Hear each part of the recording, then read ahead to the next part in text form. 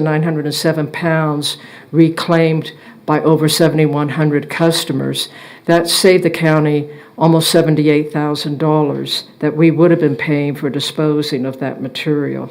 So the swap and shop serves the purpose of people not paying for it and us not paying for it, and get it back into the community. 5-year trend shows the blue numbers of volume of HHW brought into the facility, and the swap and shop is in the red. Notice in the COVID period, 2020, 2021, we had record years since we've been in business, with everyone staying home and cleaning out and bringing it in. But if you look at the number of customers, it was lower. So each customer was bringing in more material as they cleaned out their excess. We had 5 remote collection events last year. Over 1,300 vehicles brought in almost 200,000 pounds of hazardous waste. We do that to take it out to the community to have better service. Several years ago, I presented to the Capital Improvement Program Committee that we needed a bigger facility. On the bottom graphs on the left is volume. 2002 was our first full year in service, and we had about 400,000 pounds. 2017, it was about 1,300,000 pounds. And you know from the numbers I just showed you, we're more than that now. So looking at what we've done, they approved having an expansion of our current facility for the not only the volumes, but the safety of the customers and the staff. The upper left graph is showing the expansion area will be to the north of the current facility. It's outlined in yellow, and that'd be to the north of this wall that you see here. And that will add on about 6,000 square feet. Our current annual costs for staffing, 7 employees, $476,000. That includes benefits. Utilities, around $21,588. Building expansion will be included after the expansion's done. It's estimated about $86,800 per year for paying back the bond. Operating costs, $117,000. Fleet costs, $11,800. Hazardous chemical contract, we go out to bid, RFP to have a company to pick up the material when it's ready and have it recycled, or if it cannot be recycled, it's incinerated. That's the main cost there besides staff, $422,000. So a total of $1,136,655. We also have revenue, not counting the solid waste fee. This revenue is from selling the paint. We mix paint for 5-gallon containers, and we sell it for $25. It's very popular. We have customers come in that are businesses that are small quantity generators. They don't produce enough hazardous material to be a federal or state level, and they can take advantage of our contract with Clean Harbors to get a lower rate. So we have reimbursement from them, and we get lead batteries that we turn in and get money. So there is a revenue flow. So let's look at the next topic is waste tire Roundup. We do these right now every other year, but it didn't used to be that way. Why do we have it? Well, there's a lot of illegal dumping of tires. They cause road hazards if they're in the right-of-way or on the side of the road. They collect water, which is great for mosquito breeding, and they're a nuisance and eyesore, need to be handled properly. We have had 7 waste tire events. At the beginning, you can see the left side of the graph, the year 2000. That particular one was through a KDHE grant, and it only allowed residents to partake in that. After that, we have an event in 2004 that the county paid for, and since then, you can see how the numbers have fluctuated over time. Number of vehicles, that first one, over 5,600 cars, and those were all residents, as I mentioned earlier. And then you can see the number has dropped off some. And here's a table to show that with the most recent at the top, and at the bottom is the first event. The number of days, the first one was 7 days long. The next one in 2004, we cut down to 6 days. 2011 was 4, and 2015 started the every other year of 3 days. The first day is for businesses and government. The reason for that is they come in large trucks, and I don't want the safety factor of a large truck next to a mom and pop vehicle trying to back up a trailer that they do maybe every other year. So it's a safety issue of keeping the large vehicles from the small ones. The number of vehicles, tires, and the cost for each event is listed on this table. So you can see recently it's been about $214,000, $216,000 for the events. This is actually a picture from, not the last event, but the one prior to that. So what would happen to these tires if you had a tire facility? This is a picture of a community that has one, but the tires are outside. They can still gather rain. And Kansas regulations would not allow this because they have very strict regulations on how the tires have to be stacked if they're outside and overlapping one tire on top over the open area of the tire below to try to minimize the amount of water. But as you can see, you have large equipment for a grapple to pick up the tire, put it in a shredder, and on the bottom over here you can see the shred pieces. Most facilities have an indoor facility. Again, you can see the grapple that would pick up the tires, put it on a conveyor to go into the shredder. Looking in a shredder, you can see the sharp teeth that would shred the tire. And from talking to facilities that have these, they say this is a big annual cost factor because they wear out, you get material stuck in them, and the shredders are the big dollar amount constantly. And there's a picture of a tire going through the shredder. And just to remind you that tires are not just rubber, but there are many materials together. You need to get the steel belt out if you're going to make crumb rubber, which is your recycled material. If you just put it through one shredder, the size is about 2 to 5 inch piece, and that could go to a landfill. But if you want to make crumb rubber to put into playgrounds, roads, sports fields, it needs to go a step further and have a secondary shredder to crumb it and make it smaller. And it's a multi-process to get it finally from the whole tire to pieces to smaller pieces, magnets to remove the steel belts, getting it into the fine material to be used as crumb rubber. And dust is a big factor in this process, so you need a good ventilation system and dust collection system. And here's a picture of inside a tire shredding facility. So up front, what would the cost be? I worked with special projects to get dollar amounts for acreage and building per square feet. For local numbers, I also got numbers from other communities. If we had a 10-acre site, because you're talking maybe storage space outside or covered storage space outside, you're talking over $1 million for 10 acres of land. Building over $5 million. You need height on these buildings for the grapples. You need space to store inside as well. The shredder price, the secondary grinder is even more expensive for the crumb rubber. The vehicles, the forklifts, the conveyor belts, everything, $1.5 million. So about $8,659,000 up front to build the facility.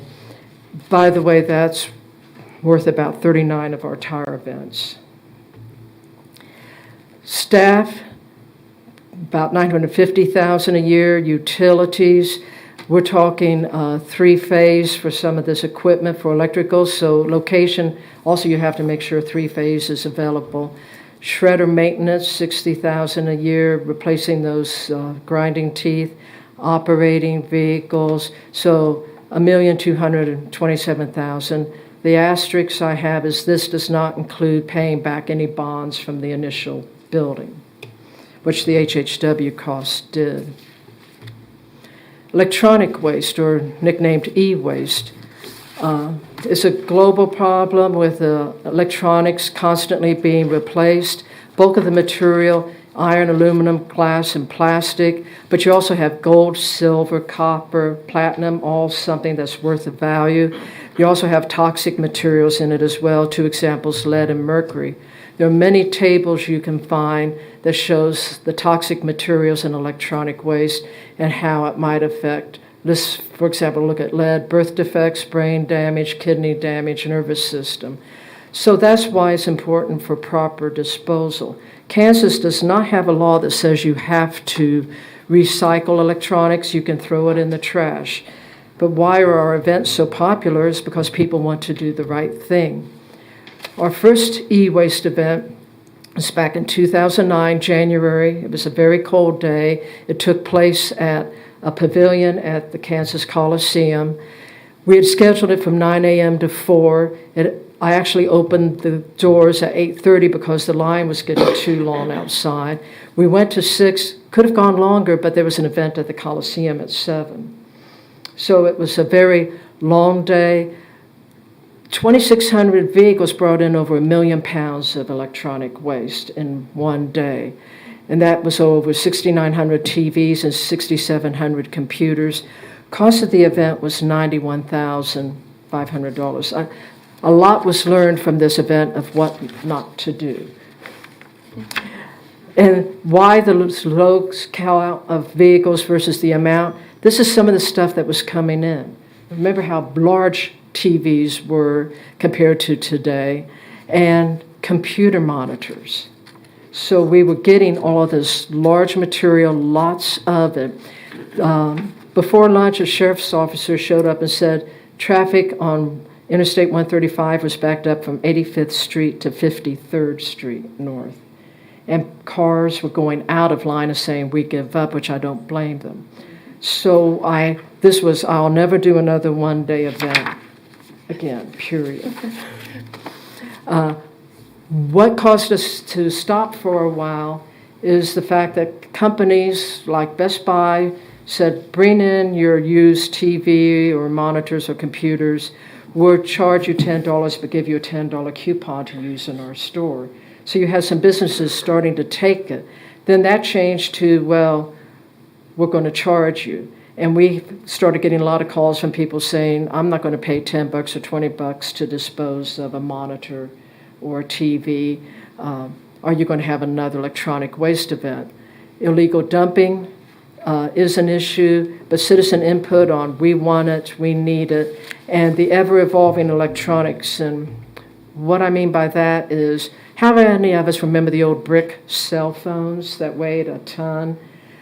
That is part of the problem. Is we had huge cell phones that kept evolving, and the evolution of the phone down to small ones. Now they're getting bigger again, so you can use them as a TV screen and look at other events on the screen. So recently, from 2000 to 2017, it's constant, and you're constantly being bombarded with, let's have 3G, 4G, 5G. Let's improve it, let's get better, and enticing you to get rid of your old phone and get a new one on a yearly basis. Same thing with computer monitors. You can see how computers have changed a lot through time. There's those big monitor types we were receiving, and then you have more like the flat screen now, just like televisions. Huge cabinets. The screen was small, cabinet was big, and then we got into the flat screens. But don't think those are small. Some of those are huge. We've only had 3 e-waste events. Our 4th one is coming up the end of this month. The last 2 weekends, the Thursday, Friday, Saturday at the County West Yard. We had that initial event in 2009 that I mentioned. Then 2018, we had over 3,000 vehicles, but about 536,000 pounds of material. Cost is quite different. A lot more regulations took place nationally and in Kansas between 2009 and 2018 that helped drive up the price. 2020, $286,000. And this is from our last event. You can see large stuff still coming in. But as I mentioned, they're flat screens, but they're big. So we're getting a lot of material in. And we had this on our Facebook with many other replies similar, that thanking the county for putting this together and providing this service. Dynamic is who has won our RFP the last couple of times and for this time as well. They're in Wisconsin. Their facility is 120,000 square feet. They have 300 employees. It's a zero waste facility, so nothing goes to the landfill. Nothing is shipped overseas. It's all in North America. And the annual federal license to recycle e-waste is $100,000 a year. So what does an e-waste facility look like? It has conveyor belts for taking the material, sorters. It has areas where they break it out to monitors or computer boards or whole computers. Here you can see monitors going along, computers going along on a conveyor belt, people pulling parts off, workstations. So there's a lot of labor involved. There's a lot of storage involved, so you need large buildings for this. And breaking down the parts and determining if they're good, what has to be torn down further, what can be recycled as is. One thing we really like about who we have, all of the hard drives are destroyed. And people don't realize you have a hard drive in your phone, in your copier. Everyone thinks of the computer, but it's in everything else you touch as well. Cell phones have hard drives in them. So in a e-waste collection, you could have testing and segregation of what's good that can be repaired and reused and put back out, or what has to be disassembled, manual segregation, crushing, and broken into the plastics, metals, glass, PCBs, and the CRTs, recycle, and special waste streams. So up front, 4 acres for land, $435,000. Building, I'm not going by our contractor who has a 120,000 square foot building, but looking at other e-waste facilities, they ranged from 30,000 square feet to 60,000 square feet. So that's $6 to $12 million range.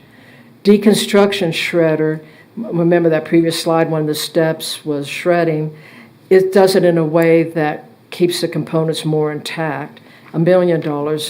Other equipment, the conveyor belts, everything else, $3 million. So $10 to $16 million facility up front. Annual costs, staff is going to vary. Some of these staff have to be highly qualified in computers to test and separate materials out. So almost $2 million to $3,700,000 for all of these staff numbers include benefits. Utilities, $40,000. Operating vehicle costs, $210,000. Annual license fee, $100,000. So annual would be $2.2 million to $4 million a year. Again, asterisks, you have to add the payback for the bond for building the building. Mattress issue. County does not currently handle mattresses. You can see that I have disposal cost as an issue. It used to be part of any load you or I would take in a trailer or a truck. If you had a mattress, it was just a tonnage fee. Same with throwing it in the trash or having a trash hauler pick it up, or the companies that handle mattresses. Due to problems with landfill equipment running over the mattresses and having it clog and costing them tens of thousands of dollars for repairs, they now charge per mattress or box springs for disposal. Transportation, it's large, although it's odd someone can find transportation to get it to the roadside, but they couldn't take it all the way to the proper disposal facility. And illegal dumping is the issue. Right now, current charges, Brooks Construction and Demolition landfills, $10 each, whether it's a mattress or a box springs. CDR North construction and demolition landfills, $45 each. Waste Connection transfer station is $30. You buy a mattress at these stores I have listed, and they will deliver to your house and pick up your old mattress. Here's the charges for picking up your old mattress: $50, $59, $75, $69. And people are buying stuff like this online now, mattresses online. Of course, they're not going to pick up anything, so now you have a mattress, and you have to self-haul to one of these facilities mentioned up above. Back a few years ago, we did a survey of townships about illegal dumping of large materials, mattresses, tires, furniture, appliances, other, and could they tell us how many they collected in 2015, 16, 17, and 18? And the totals are down here. Only 11 townships responded to the survey, but from those 11, you can see the tires are the biggest number we have for illegal disposal along the roadside. Next is appliances, so you're looking at refrigerators, washer, dryers, stoves. Other would come in next, and some of those were listed as boats or other large objects. Then you have furniture and then mattresses at 418. I want to remind you, not all mattresses are made the same. There can be many layers. You see that on commercials all the time about how one mattress is better than another, the cushion effect, a lot of different materials involved. And if you get a bedwetter mattress, there are lots of layers involved. So if you're going to take a mattress and deconstruct it to use as many parts as you can, takes a lot of people. Right now, City of Wichita, at their $10 charge at Brooks Construction and Demolition Landfill, collects the mattresses and takes them to the detention facility in Hutchinson, where inmates do this and deconstruct. So you're pulling the foam out from the cloth material. You have wood to pull out. You have steel from the frames and the springs. So there's many materials to pull out. This is inside a picture of a large mattress deconstruction facility.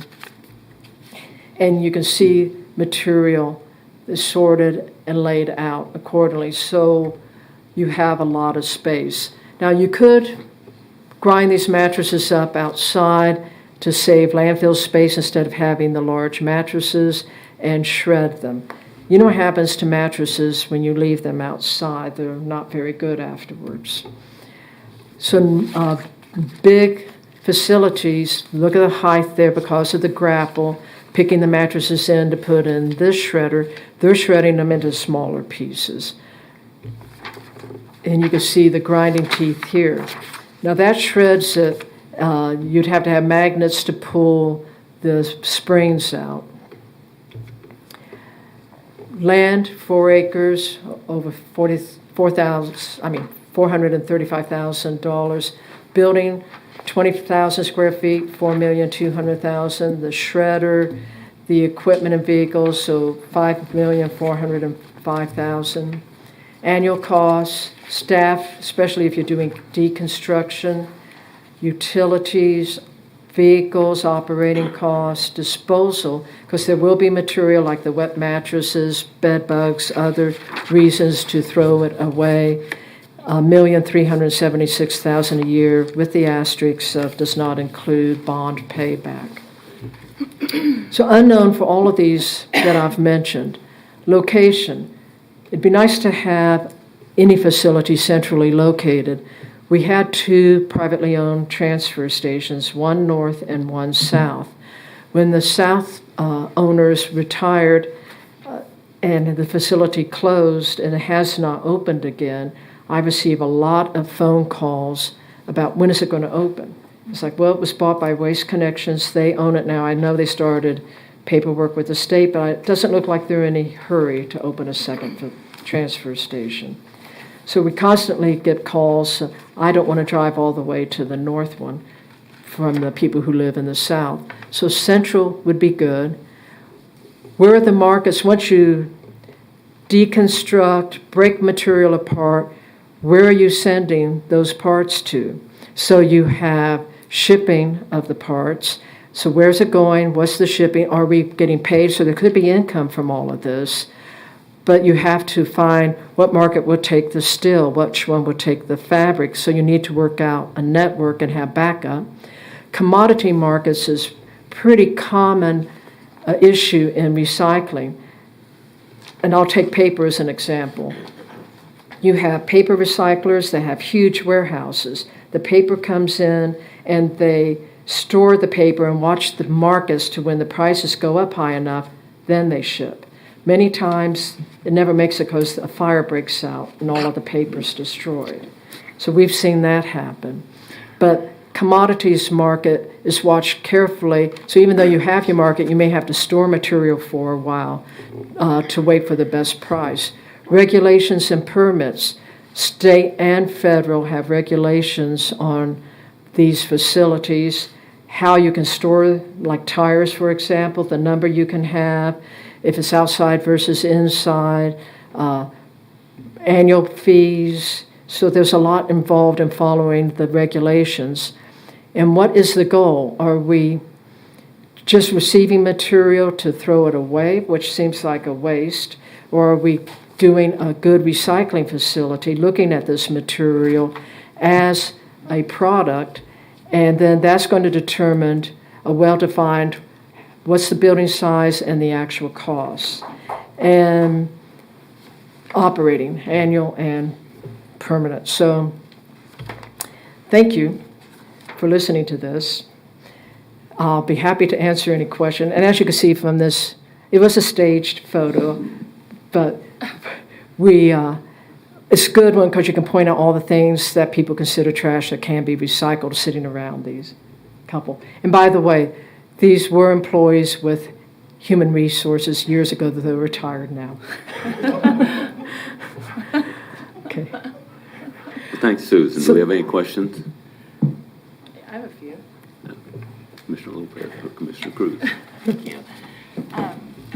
Thank you for giving us this. I was trying to do like a recap of what your actual ask was, and so I didn't see that on here. So you're asking for the facility expansion, which was 1.1, and then an annual operating cost of 1.1 as well? I was asked to research what it would cost. Okay. This isn't me asking. Okay. I was given this project to determine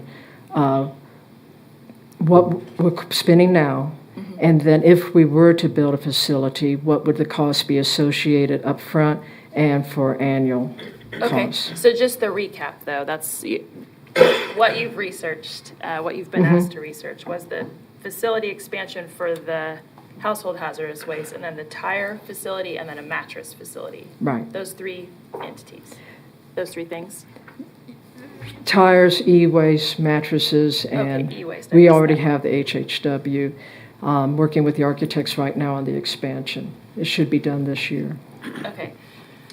So I guess, first of all, I think that we need to show the cell phone graphic to all middle schoolers so that they understand that what they have right now is way better than any of us ever had. I mean, can we get that on the books? Because my kids are crazy.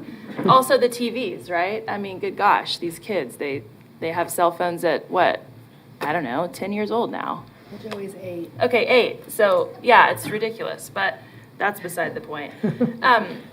I'm really glad that we're talking about this because, you know, in 2019, when I first said sustainability from the bench, I was almost kind of nervous because I don't really know that was really talked about in a really productive way before that time. So I'm glad that we are talking about this because we have to figure out a way to make sure it's easy for citizens to dispose or recycle those materials because we all have them. And so I'm glad that we're doing this today. I guess I'm just wondering, would this be like something we're going to put on the CIP, or what is the total sort of end goal for this presentation? I guess I missed that. I think I've presented you with information, and the next step is for the commissioners to determine, do you want to go down this road or not? And if so, how would you pay for it because of the cost involved? Yeah. So yeah, that's, I think, the big question around, what is our priority for this year? And I think we all would agree that it's employee compensation and some other things. So I just wonder, where would this fit in a CIP or a CIP ask, or if we did have any sort of funds to start figuring out how we could get something like this funded, at least. I mean, and what would be the priority of these asks? Because the total asks are quite a bit. I mean, I didn't calculate the whole. It's not an ask, I guess. I keep saying you're asking, so it's not really that. So forgive me for saying that, because I know that's not what this is. Yeah, so. And let me clarify a little bit.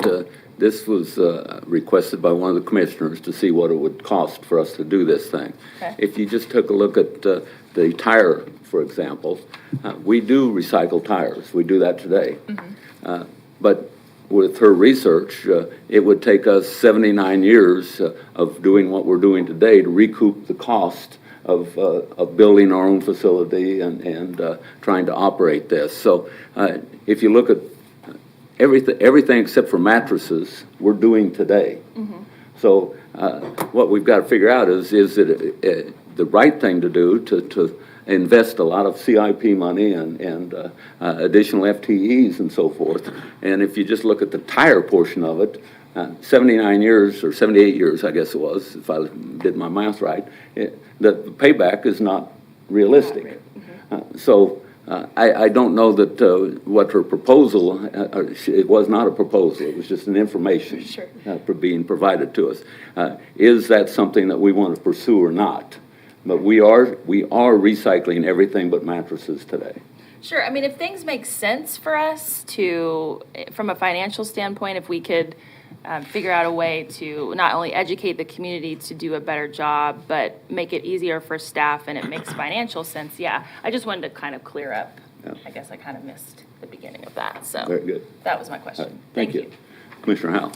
Thank you, Chairman. I have a number of questions. I'm the commissioner that requested this, so let's be clear. Thank you for that. And again, I don't think there's any decisions that will be made today. Obviously, this is all information. But I guess in terms of sharing vision, commissioners, long before any of us were on this board, commissioners at one point made decisions to provide these types of services. And these are all funded through the solid waste fee that's on each parcel, whether you have a big, huge mansion or a tiny little mobile home, for example, you're going to pay the same cost per parcel. Is that right? Right. Is any piece of land with a building on it, I think it's $7.80 right now per year. And if it's a business, there's a sliding scale depending on the type of business. But even then, it's more, the upper end is like $10 a year. So that's what's funding this. It depends on the value of your home. Relatively speaking, if looking at this as a tax, on a $100,000 home, 1 mil is $11.50. So this is about 0.68 mils in that scenario.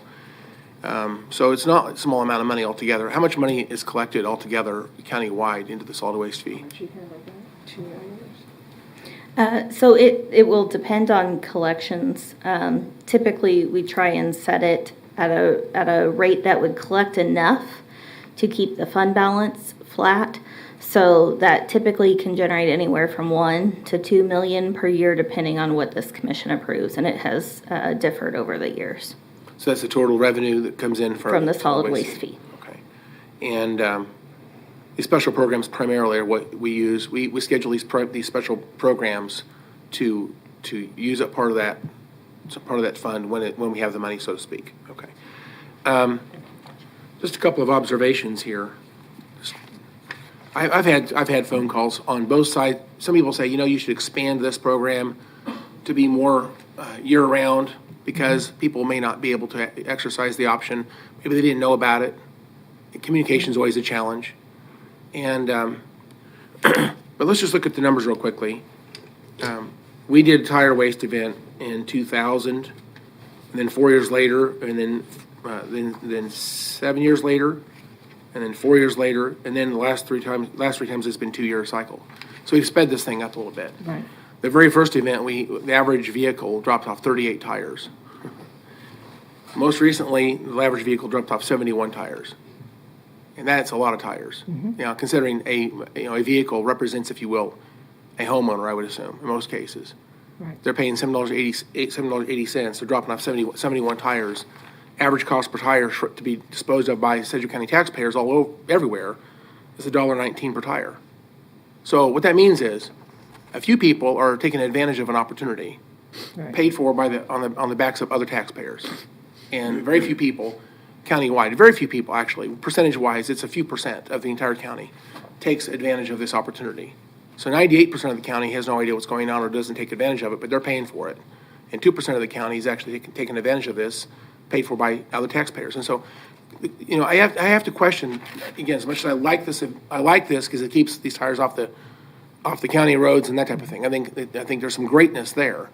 But in terms of fairness and taxation and who benefits and who pays, it's really not good. So that's just one example. Well, Commissioner, if I can address Yes, please, go that. ahead. We provide numerous programs like the Household Hazardous Waste Facility that anyone can come to, whether it's an electronic event one year or the tire event the next. We work with people who need the service. And I know when the solid waste fee first came out, my desk phone number was put down as the contact on the tax bills. And so I had lots of calls all day long. And one of the scenarios people say and complained about was, well, I don't have any children in school and I have to pay the tax.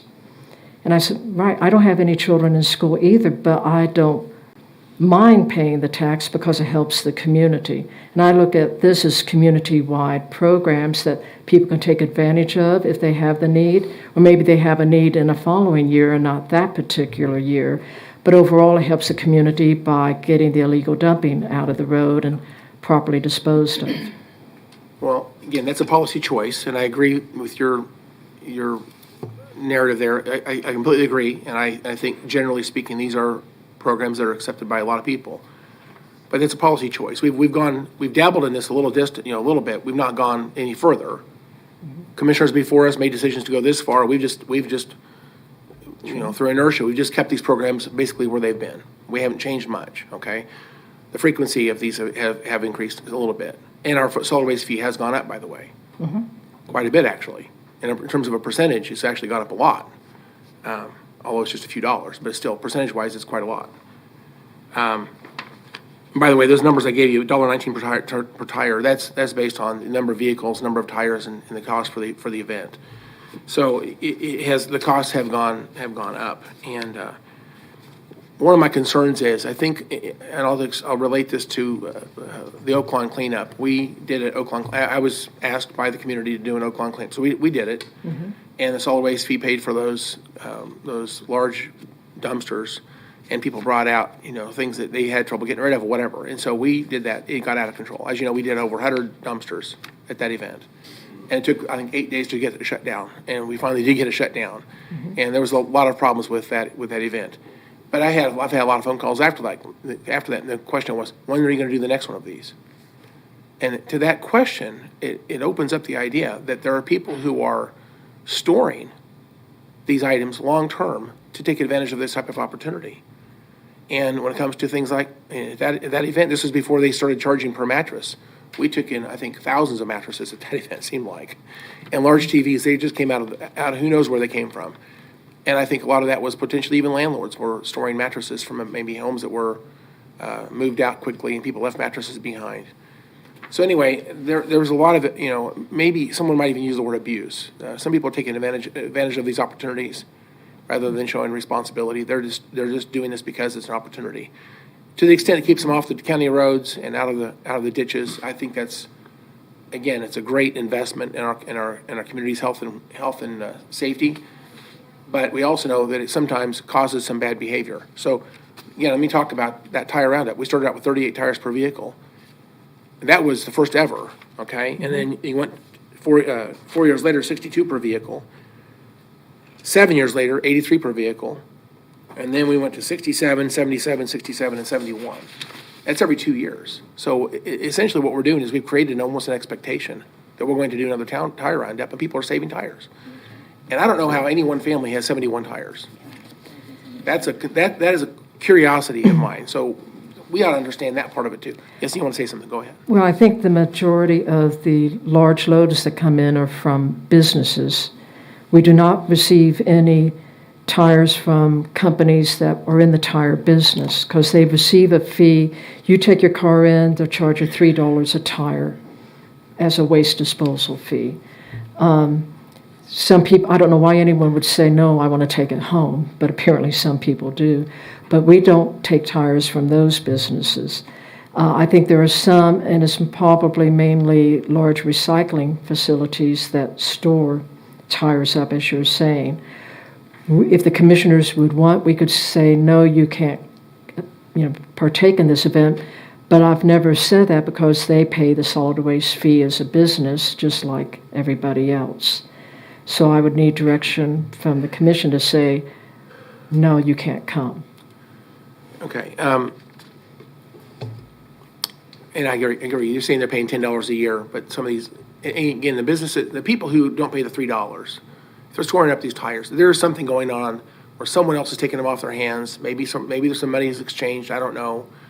The person that's bringing this in does not represent a business, perhaps, but they are bringing in hundreds of tires on a trailer. Mm-hmm. So there's something obviously going on there. And I agree. Again, I don't know. It's just not fair. There's a fairness issue of who's paying for it. Again, I support the program to keep the tires out of the community, but there's an abuse that's happening, and I think we ought to understand that.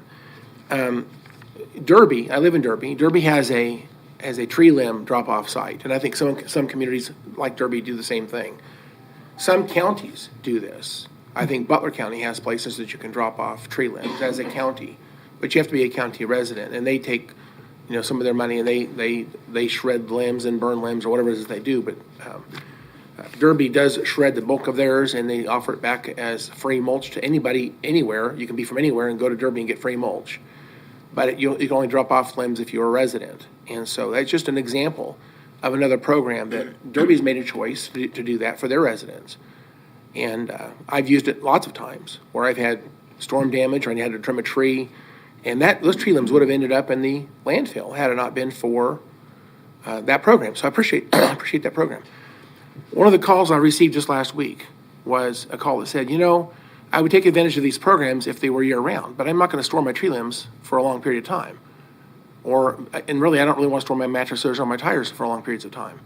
Or my e-waste, I don't want to store that for long periods of time. So people make choices, they just throw it in the landfill or they pay another fee. Again, in terms of computer monitors and things like that, they just go to the landfill. Some people make other choices for tires and mattresses because they're more expensive to get rid of. Anyway, it just takes a vision. And I addressed the Solid Waste Committee just the other day, I kind of shared my vision with them. I think, again, to the extent that people support these types of programs, I'm a little bit conflicted in my discussion here. One side, I'd like to see it year-round and fair to everybody, so that everyone has access to use the service it should be available all the time whenever they need it. So to me, it'd be more understood that this is something that we all do and it's something that's available to everybody. But these short-term programs, in my opinion, are extremely expensive for what they provide, and very few people get to exercise the opportunity to get there because they don't know about it. So my thought would be, how can we get started? Right? Convert some of these things to year-round. We've done that with household hazardous waste. And as much as I appreciate the facility on Stillwell, I'm wondering why do we even do the 5 remote site things? Because those very same people could go downtown, down to Stillwell and drop off the same stuff. But we're spending money to do remote sites when that money could be used, for example, for a tree program. I just want to question what we're doing and say, is there a better way to spend the money to provide better services? Maybe we shouldn't do the tire thing as often or the e-waste thing as often, and maybe start a tree limb program. That would be probably the least expensive out of all the programs. I don't think you're spending time talking about that today, but that would be fairly inexpensive to get started on that. And we already have some of the equipment. That would be a huge service to the community, and it would create a lot of bulk out of our landfills. I've said plenty, thank you. Okay. I anticipated trees possibly being brought up, so the next slide, which you don't have on your handout, shows the equipment you just mentioned. We have an air curtain burner, and we have a tub grinder that we use for storms. So a large storm, we've actually taken the tub grinder out to some of the smaller cities to help them grind up from ice damage or wind damage. So when there is a problem, and we mulch it, and the material's left for the citizens to collect and use.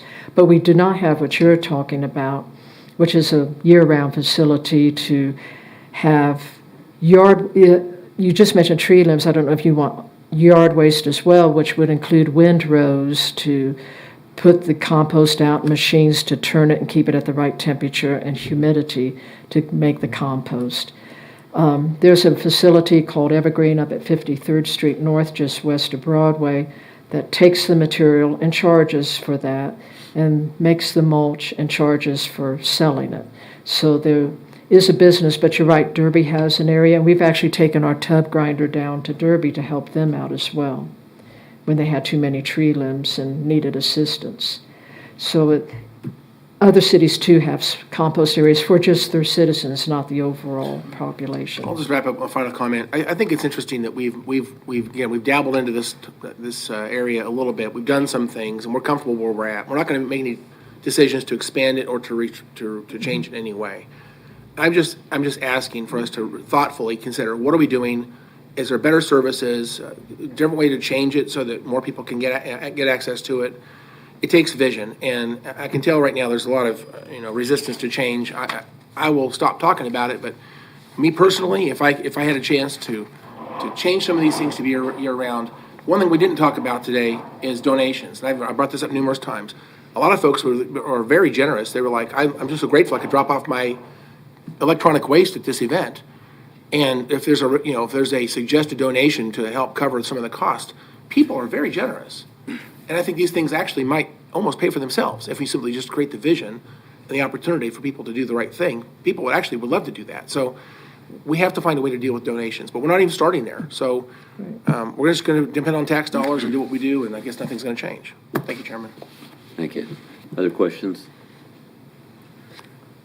I don't see anything else. One final thing that I've had a concern from the beginning, is the number of tires that come in from certain vehicles. Right. Other than the townships who pick them up and store them until we have an e-waste event or tire waste event, they do have a lot of tires that they store.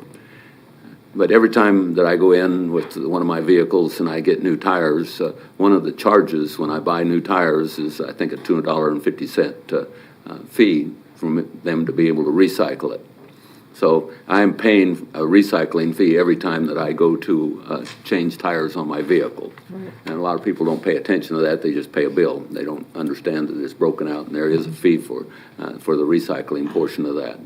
So there are a lot of little small shops around that sell tires, and they're charging that same recycle fee. So I guess I think that there's probably a lot of abuse out there with the number of tires that are coming in, because these shops are charging us, the customers, when we buy new tires, $2.50 for every single tire. And then they're stocking them up, and when the county runs a tire event, now suddenly I got rid of all these things for free, and I didn't have to pay to recycle them. So I don't know if there's a way of policing that whatsoever, and I'm not telling you to come up with some expensive program to police it, but it is a concern that I've got, that we are being bilked by these tire companies that are charging us initially and then getting it recycled for free. We could limit the size of vehicle that brings the tires in, but some of them have the name on it, and it's not tire companies that you're talking about that you buy tires from, and they're not supposed to use this event. But as you said, it's a policing problem. But there are others that may take a junk car and it has tires, and I think they're setting them aside and bringing them in from some of the names I've seen on the vehicles. Okay. I have one more question. Thank you, Commissioner Chairman. Cruz. I wonder how we are, I understand the dealerships and those tire stores like Goodyear and those big companies that are able to and set up to charge those fees. But just thinking about my drive to take my daughter to school, I drive past 3 tire shops that are not big company tire shops, and most of them, I believe, probably are. So there's one at 37th, one at 29th, and one at 25th in Arkansas. A lot of those are Spanish speaking. Do we have some outreach that we're doing within our e-waste, or excuse me, our hazardous waste plan that discusses how we're doing outreach to those tire shops that are servicing the majority of our community who don't have the resources to go and buy brand new tires? They're buying the $30 tires that last them however long it lasts them, and then they buy another $30 tire, and then they buy another $30 tire. So I wonder how we're addressing those kinds of things, because I would rather have somebody come in and bring too many tires than them end up somewhere where they shouldn't be. So how do we address those kinds of concerns with people who don't have access to pay or don't go to a big dealership like you do, and still meet the needs of the entire community, so that we're doing the responsible thing rather than, them winding up in a ditch? I can work with communications on that. Every event we have, we take ads in the small city newspapers. We take ads in the Eagle. We have it on the Eagle online. We have it on our Facebook, TikTok. We try to get the message out there in many ways, but I'll work with them on making sure that it's multilingual and that, the tire event isn't this year.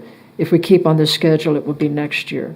So we have time to work this out and to address your issue. So how could we work with our city partners, specifically Evergreen, for this area?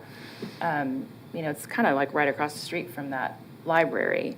Working with our city partners who are already communicating in these areas, working with those other community groups to ensure that, because some people might not be watching the Eagle, they might not be on those other platforms that you mentioned.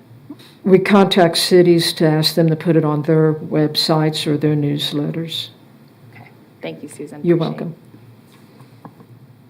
All right, Susan, thank you. I appreciate it. Thank you. Mr. Manager. Anything from the calendars. That's all we have.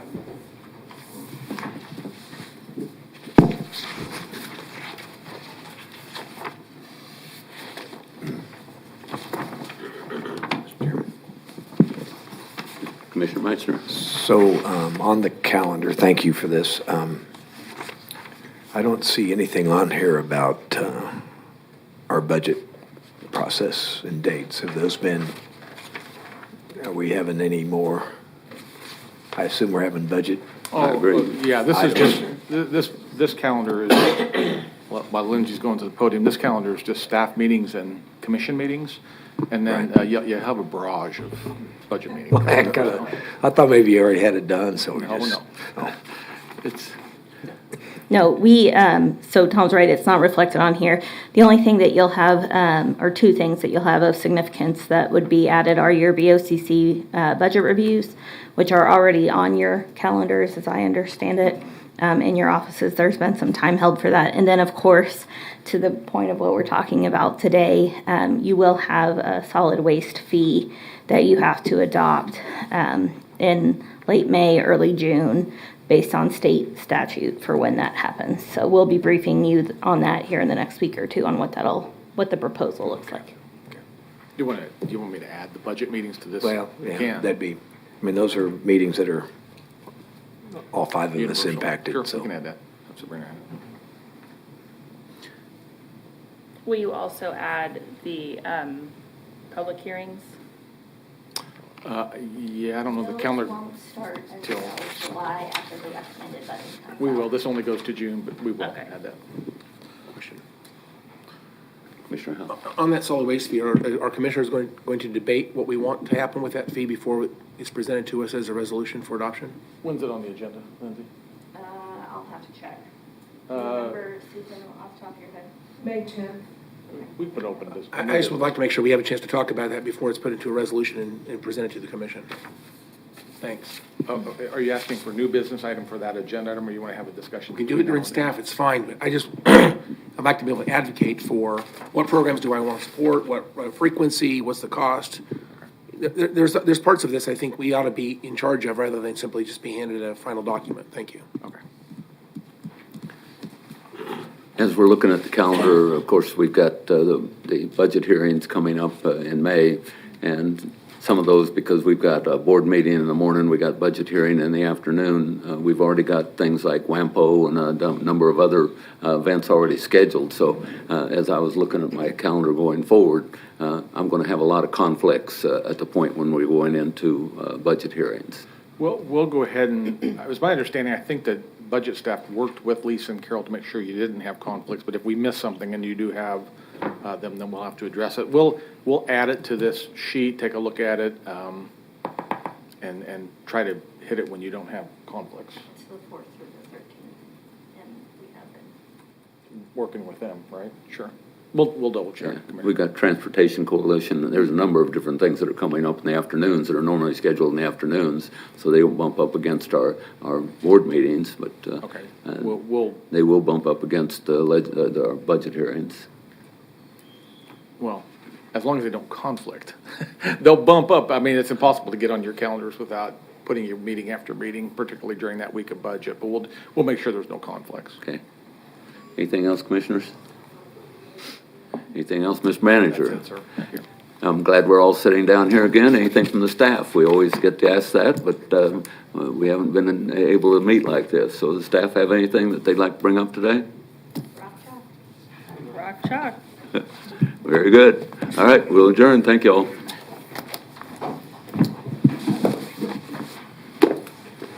Hey, Jim, do you have a second?